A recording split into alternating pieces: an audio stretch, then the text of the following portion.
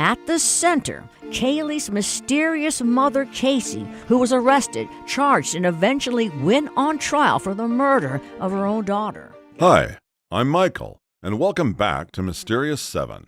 I'm sharing 5 additional horrific cases of mothers across the United States who murdered their own children in cold blood. Without further ado, let's dive in. Number 1.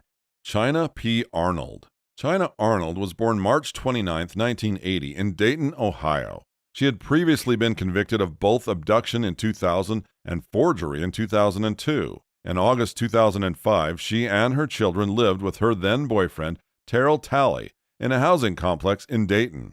One day, an argument took place between the couple over their daughter Paris's paternity. There are conflicting accounts as to what triggered the event to occur, but soon into the argument, the 28-day-old Paris Talley was placed in a microwave oven for what experts estimate was over 2 minutes. Medical experts explained that the baby died after her temperature reached 107 to 108 degrees Fahrenheit. She appeared to have no external burns, but did suffer high-heat internal injuries at the time of her death. China and Terrell apparently separated into different rooms following the fight and woke the next day to Paris's cold and stiff body within the microwave, with burn marks on her body. They brought her to the hospital where she was pronounced dead on the scene. China told investigators that she had been intoxicated during the fight and did not remember what had happened the previous night or how her child got into the microwave. Arnold was promptly arrested.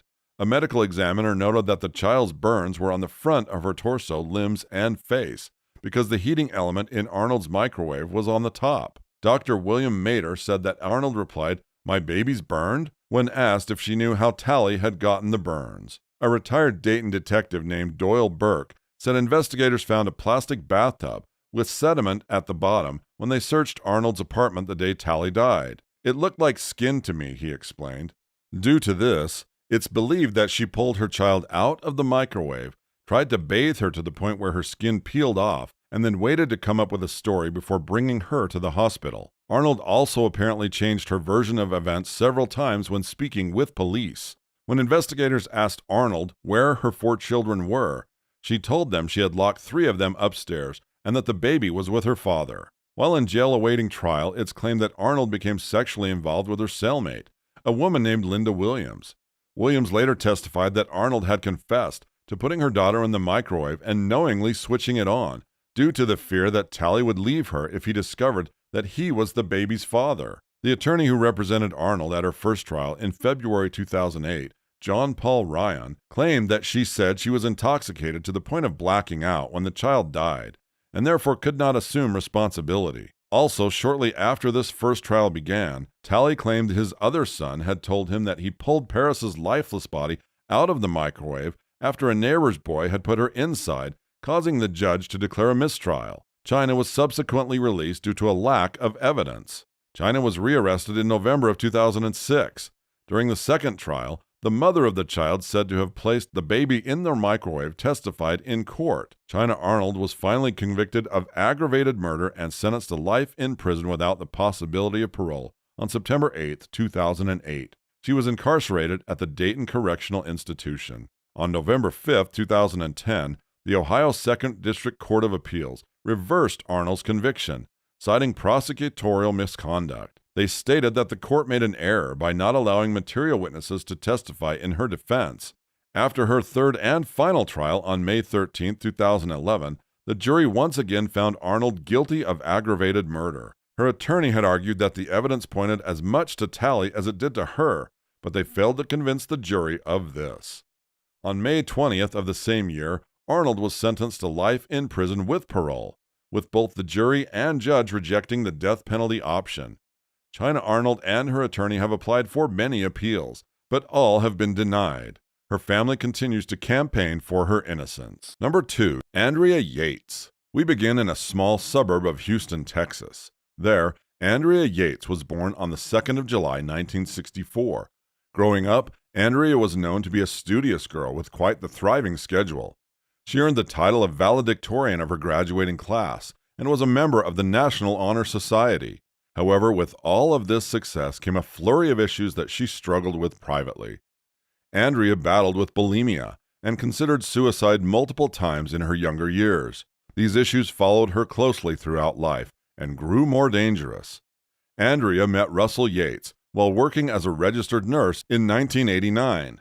Russell was the perfect match. He was also 25 and shared her deeply religious values. Things moved fast. They moved in together very soon after meeting and went on to marry in April 1993. The couple were widely known to have sworn to have as many children as nature would allow. Over the next 7 years of marriage, they had 4 boys and 1 girl, each named after a biblical figure. Noah, born in 1994, followed then by John, Paul, Luke, and Mary, who was born finally in the year 2000. There was trouble in paradise, though, as Andrea would fall into a more severe case of postpartum depression with each new child. This, along with her previous mental health struggles, brewed the perfect storm. In 1999, with the birth of her son Luke, she was finally prescribed trazodone for depression. But it didn't help that she had fallen down the rabbit hole of the skewed religious teachings of a man named Michael Woroniecki. Woroniecki was not a stranger, but an old college friend of Andrea Yates. He was an unaffiliated cleric, known to spew extreme and overly righteous teachings. And with Andrea's mental struggles worsening, she leaned more into these extreme teachings. It got so bad that by 1997, the Yates family moved into a 38-foot mobile camper van purchased from Woroniecki so she could be closer to him. It was then that Andrea made the choice to begin homeschooling all of her children within the camper. In June 1999, Andrea intentionally overdosed on her antidepressants, leaving her in a coma for 10 days. After she was released from the hospital in July, her husband Russell found her holding a knife to her throat, saying she wanted to die. Dr. Eileen Starbranch, a clinician assigned to Yates, said she found Yates to be among the 5 sickest patients she had ever seen, which appeared to drastically improve Yates's condition. She was exercising again, communicative, and even resumed a stable homeschooling schedule for her children. Psychiatrists strongly urged Andrea Yates not to have any more children due to her mental health issues, but she ignored their advice. Andrea gave birth to their final child, Mary, in November 2000. The family had, by then, moved out of the camper and bought a mid-sized home in Clear Lake, Texas. In March 2001, Andrea's father passed away, leading her to turn to Scripture once again for comfort. Despite her progress, her father's death might have been a trigger, as she began self-mutilating and often even refused to feed her daughter. She was hospitalized several times during this period, but the stays only resulted in unforeseeable recommendations for psych appointments. They left her in ruins and sent her back to her family. On June 3, 2001, Yates stopped taking her Haldol. Less than 3 weeks later, on the morning of June 20, 2001, Andrea's husband Russell Yates left for work at about 8:30 a.m. Worried to leave her with the children unattended, he had planned to have his mother, Dora Yates, come by the house and relieve Andrea of parenting duties about an hour later. By the time she arrived, it was already far too late. After saying goodbye to her husband as he went off to work, Andrea poured some bowls of cereal for her 4 boys. Following that, she took her 6-month-old Mary into the bathroom. She had already filled the bathtub with 9 inches of ice-cold water, and she proceeded to drown her, leaving her lifeless body in the tub. She then returned to the kitchen where her 4 boys were enjoying their cereal, clueless as to what had just happened. She then brought them into the bathroom to be killed. She went in order of age, starting with the youngest, drowning each in the same tub where Mary floated. Once dead, she lay their bodies on the bed side by side. Her eldest son Noah entered the bathroom last to see what was wrong, but tried to run when he saw his lifeless sister in the bathtub. Tragically, he could not outrun the determined Andrea. She decided to leave Noah's body in the tub instead and moved Mary's body onto the bed and in her brother John's arms. Yates calmly grabbed the phone and called the police multiple times, but refused to give any further detail as to why. She then called Russell, telling him that he needed to return home. Once arrested, she confessed without resistance, truly believed that killing them saved them from hell, and that only her execution for killing them would defeat Satan on earth. She even admitted to planning the murders in advance. She waited for her husband to leave the house, then she sent the dog to the nearby kennel for the day. There was no stopping her from quote-unquote saving her children. A family friend hired attorney George Parnham to defend her. In 2000, during the 3-week trial following the murders, Yates's attorneys pushed heavily for an insanity plea to save her from execution. Under Texas law, however, one must be able to prove that they were completely incapable of telling right from wrong at the time of the crime. If her team failed to do so, that would lead to a guilty verdict for the capital murder of her children. While prosecutor Kaylin Wilford sought the death penalty, jurors were unconvinced that Yates met the criterion. They sentenced Andrea Yates to life in prison with eligibility for parole after 2041. In a shocking revelation, in 2005, an appeals court discovered that false testimony by an expert for the prosecution had tainted the 2002 trial. It turns out that jurors at the time had been told that Yates had likely seen an episode of Law & Order in which a mother who drowned her children was found not guilty by claiming insanity. Upon further research, it was found that no such episode of the show existed. Because of this, Yates was granted a new trial, where she was declared not guilty by reason of insanity. She was resentenced to remediation instead of jail time, with her new home being the Kernville State Hospital, a low-security mental health facility in Texas. Andrea's eligibility for release comes up for review every year. Each year, Andrea Yates waives the right. It's a delusion that she probably wouldn't have had she not met Rowan Yeckes, Russell said publicly following the trial. But certainly they didn't cause the delusion. The illness caused the delusion, he added. The Bible says the devil prowls around looking for someone to devour. I look at Andrea, and I think that Andrea was weak, and he attacked her. Texas law dictates that the court has jurisdiction over her from within the mental health hospital for as long as her prison sentence would have been. In her case, that's the rest of her natural life. It was the seventh deadly sin, said Andrea Yates from within prison. My children weren't righteous. They stumbled because I was evil. The way I was raising them, they could have never been saved. They were doomed to perish in the fires of hell. Susan Smith. This woman is one of the most notorious prisoners in South Carolina's history. Susan Smith had a home life that was anything but stable growing up. Her father committed suicide when she was just 6 years old, and Smith herself even attempted suicide at age 13. Her mother remarried soon after this attempt to a man named Beverly Russell, a member of the local chapter of the Christian Coalition. Shockingly, he was later revealed to have molested Smith throughout her teenage years, with one source even claiming that the sexual abuse between them had continued until just shy of 6 months before the murders to come took place. After graduating from high school in 1989, Smith found herself in a relationship with a married man. She made a second attempt to kill herself once he decided to end their illicit affair. Soon, she ended up marrying a man named David Smith, and the pair had 2 sons together. Although loving in the beginning, the relationship had its challenges as mutual allegations of infidelity ran rampant, causing them to separate and get back together many times. On October 25, 1994, Smith, who was 23 years old at the time, told police in a frantic 911 call that she had been carjacked by a black man who had taken off, not realizing that her 2 young sons were in the back seat. For 9 straight days, she made tearful pleas on national television for her children's safe return. Detectives did not believe Smith's story from the start, assuming, based on her behavior in interviews, that she had in fact murdered her own sons. 2 days into the investigation, Susan and David Smith were subjected to a standard polygraph test. She gave another description of the carjacking location, claiming that a traffic light she approached turned red, causing her to stop, and gave the perpetrator the opportunity to approach her car for the robbery. It was quickly determined that the light was programmed not to turn red for a vehicle at her point of the intersection, unless another vehicle was present on the intersecting road, conflicting with her statement that she saw no cars at the intersection when the carjacking took place. As interviews by police grew more exploratory, Smith's story began to crumble, as did she, under the pressure of keeping it up. Eventually, she admitted that there was actually never a carjacker at all.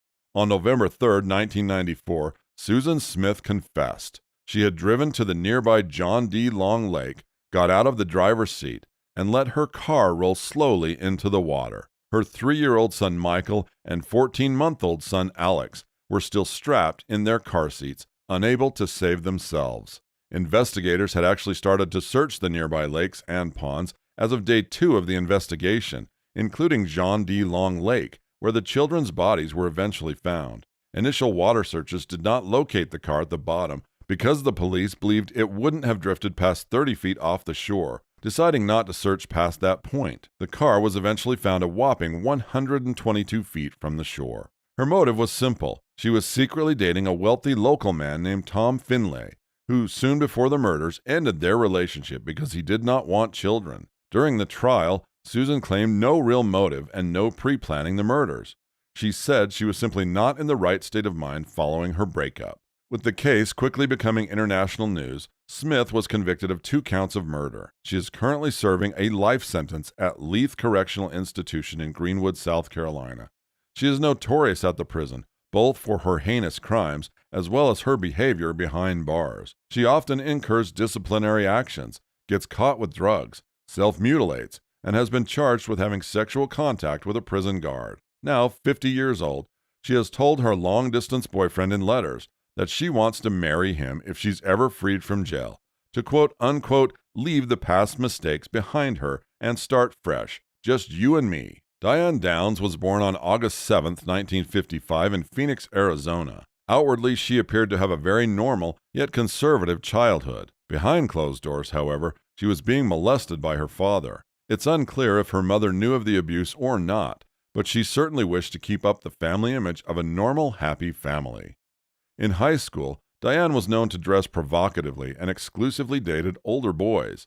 One of these boys was Stephen Downs, an adventurous older guy who was always looking for fun. He and Diane became joined at the hip, causing trouble together. The two would graduate from Moon Valley, but life tore them apart briefly as Diane chose to enroll at Pacific Coast Baptist Bible College in Orange, California, with Steve choosing to enlist in the U.S. Navy as his path instead. Downs was soon expelled a year later from PCBBC after what was described as promiscuous behavior. She reunited with Stephen back in Arizona, tying the knot on November 13, 1973. Pretty much immediately, their relationship began to fall apart. They regularly argued about financial issues and alleged infidelities on both sides. They brought their 3 children, Christy, Cheryl Lynn, and Stephen, Daniel, or Danny, into the world in the midst of these marital woes, with each being born in 1974, 1976, and 1979, respectively. By the time their final child was born, their main arguments were about infidelity, and had become so intense that Steve became convinced that Danny wasn't his biological son. Incapable of reconciling, the couple finally divorced in 1980. The then 25-year-old divorcee, Diane, tried hard to become a surrogate to other mothers, but failed her psychiatric tests twice, citing signs of psychosis. Now on her own, Diane Downs became increasingly negligent of her children. She often left them with her parents or ex-husband without much notice, and was quite indifferent about whether she even saw them or not. They were often seen unkept in public, sometimes even appearing malnourished. She would regularly leave her oldest daughter, Christy, in charge of her other 2 kids when the girl was only 6 years old. She was seemingly more interested in the affection of men rather than focusing her attention on her young children. In 1981, she met Robert Nick Knickerbocker and embarked on an illicit whirlwind affair. The married man saw Diane's kids as baggage. He often told Downs that he had no interest in being a daddy and eventually ended the affair. Just 2 years later, in April of 1983, Diane Downs had now moved her and her children to Springfield, Oregon, holding down a steady job as a postal worker. On May 19, 1983, she drove very slowly to the nearby hospital, claiming that a bushy-haired stranger had assaulted her and her kids during a carjacking attempt. 7-year-old Cheryl was pronounced dead at the scene. 3-year-old Danny was left paralyzed from the waist down, and 8-year-old Christy suffered a stroke that impaired her speech. Authorities initially believed Downs' claims, as she herself had been shot in the arm, but her behavior soon revealed more to the story. Not one tear, Dr. Stephen Wilhite, who treated them, said. You know, she just asked, "How is she doing?" Not one emotional reaction. She says things to me like, "Boy, this has really spoiled my vacation," and "That really ruined my new car. I got blood all over the back of it." I knew within 30 minutes of talking with that woman that she was guilty. Diane's downfall was her daughter, Christy, recovering enough to speak to authorities.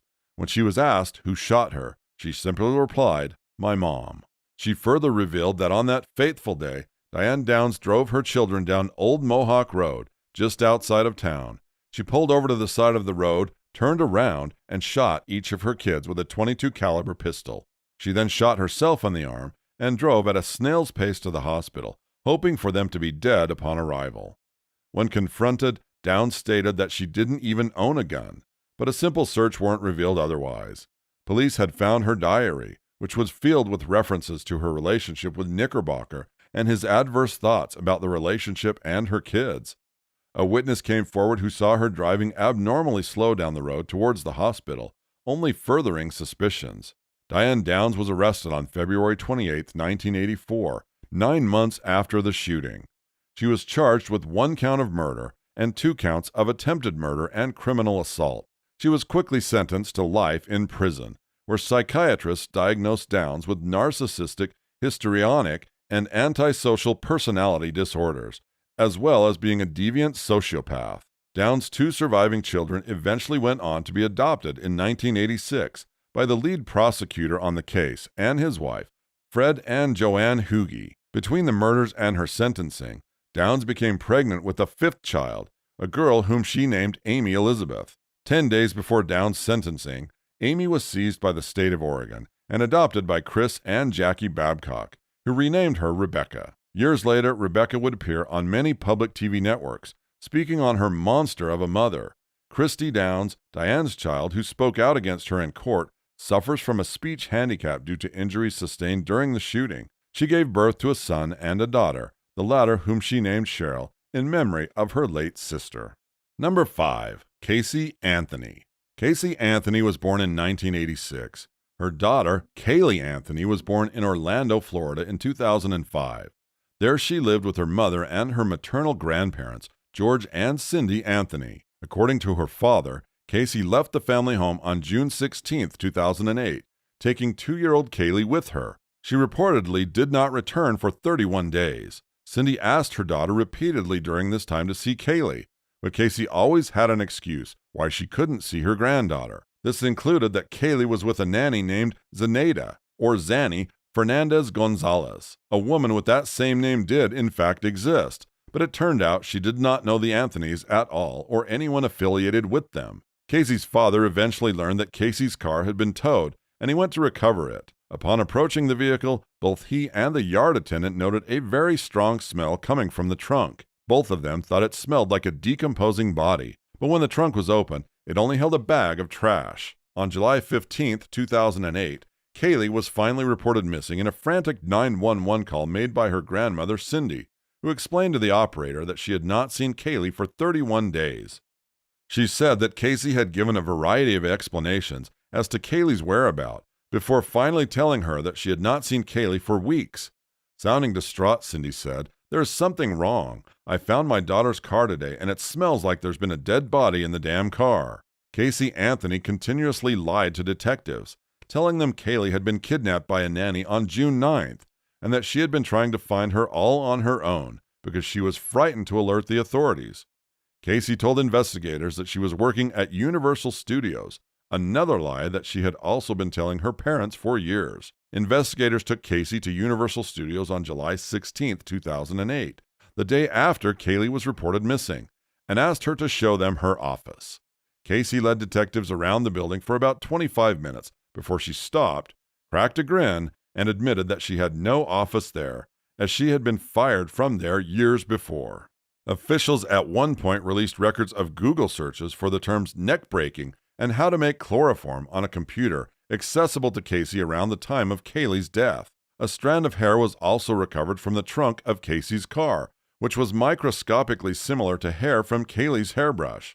The strand showed root banding, which is where hair roots form a dark band on them after death. This placed a dead body in the trunk, or at least in the vicinity of the vehicle.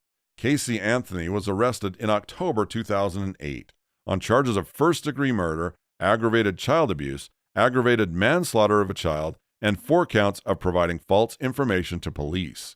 She pleaded not guilty.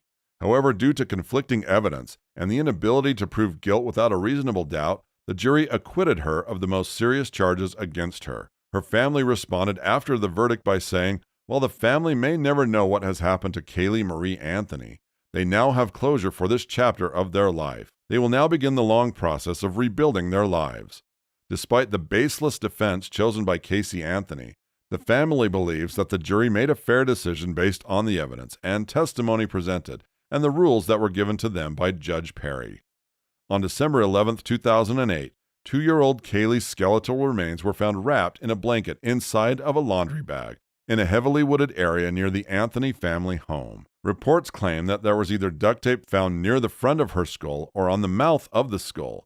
This led the medical examiner, Dr. Jan Garavaglia, better known as Dr. G, to confirm duct tape as one reason the death should be considered a homicide. The official cause had to eventually be deemed death by undetermined means. And there we have it. It's truly shocking to know how many cases there are where a mother can brutally end the life of their own child, and for such selfish reasons. It's heartbreaking to know that these young victims were never given a shot at life. Go ahead and share your thoughts on these shockingly vile cases in the comments section. And don't forget to like, share, and subscribe for more episodes covering crimes on Mysterious 7. Stay safe out there, friends. Until next time.